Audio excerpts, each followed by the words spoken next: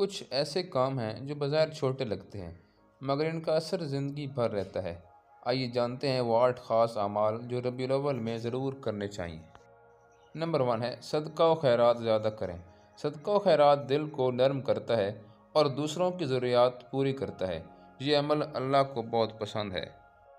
صدقہ مصیبتوں کو دور کرتا ہے اور برکت لاتا ہے۔ ربیع الاول میں زیادہ صدقہ کرنا حضور صلی اللہ علیہ وسلم کی سیرت سے محبت کا اظہار ہے، اور غریبوں اور ضرورت مندوں کی مدد کرنا دین کا حصہ ہے۔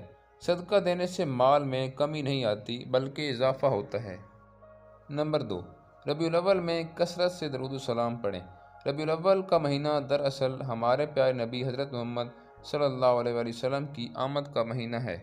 یہ دعا کی قبولیت کا ذریعہ بھی بنتی ہے۔ درود پڑھنے سے اللہ تعالیٰ کی رحمت نازل ہوتی ہے۔ حضور صلی اللہ علیہ وآلہ وسلم نے فرمایا کہ جس نے مجھ پر ایک بار درود بھیجا، اللہ تعالیٰ اس پر 10 رحمتیں نازل فرماتا ہے۔ نمبر 3، حضور صلی اللہ علیہ وآلہ وسلم کی سیرت کا مطالعہ کریں۔ سیرت النبی صلی اللہ علیہ وسلم ہمارے لیے بہترین رہنمائی کا ذریعہ ہے۔ حضور صلی اللہ علیہ وسلم کی زندگی کے ہر پہلو میں ہمارے لیے سبق ہے۔ ان کی سیرت پڑھنے سے ہمیں صبر، برداشت اور اصرار کا سبق ملتا ہے۔ آپ صلی اللہ علیہ وآلہ وسلم کی عادات اور اخلاق دنیا کے لیے بہترین نمونہ ہیں۔ نمبر 4، سنتوں پر عمل کرنے کی کوشش کریں۔ سنت پر عمل کرنا حضور صلی اللہ علیہ وسلم سے محبت کی سب سے بڑی دلیل ہے۔ سنتیں صرف عبادات تک محدود نہیں بلکہ زندگی کے ہر پہلو میں ہیں۔ کھانے پینے، سونے جاگنے اور بات کرنے کے طریقے بھی سنت ہیں۔ سنتوں پر عمل کرنے سے انسان کے عمل میں برکت آتی ہے۔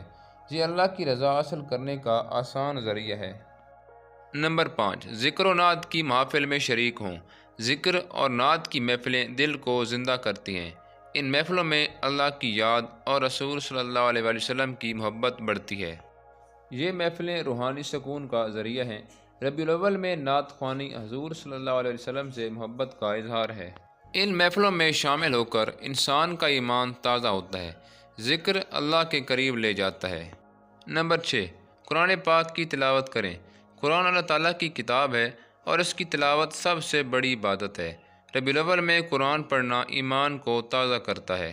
یہ کتاب انسان کو سیدھا راستہ دکھاتی ہے۔ قرآن کی تلاوت سے دل کو سکون ملتا ہے۔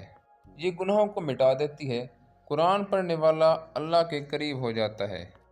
نمبر 7، نفل نمازوں کا اہتمام کریں۔ نفل نماز اللہ کی رضا کا ذریعہ ہے۔ یہ فرائض کی کمی کو پورا کرتی ہے۔ ربیع الاول میں نفل نماز پڑھنا ایمان کی مضبوطی ہے۔ یہ دل کو سکون اور روح کو راحت دیتی ہے۔ نفل نمازیں اللہ کے قریب ہونے کا بہترین ذریعہ ہیں۔ حضور صلی اللہ علیہ وآلہ وسلم اکثر نفل نمازوں کا اہتمام فرماتے تھے۔ یہ نمازیں بندے کے درجات بلند کرتی ہیں۔ نمبر 8، محبت رسول صلی اللہ علیہ وسلم کو عمل سے ظاہر کریں۔ محبت صرف زبان سے نہیں بلکہ عمل سے ظاہر ہوتی ہے۔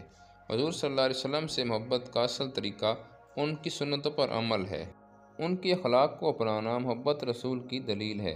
دوسروں کے ساتھ نرمی اور محبت کرنا بھی محبت رسول ہے۔ ربیع الاول میں یہ محبت زیادہ اجاگر کرنی چاہیے۔ دوستو، ربیع الاول کا مہینہ ہمیں یہ یاد دلاتا ہے کہ حضور صلی اللہ علیہ وسلم کی محبت صرف زبانی نہیں بلکہ عملی ہونی چاہیے۔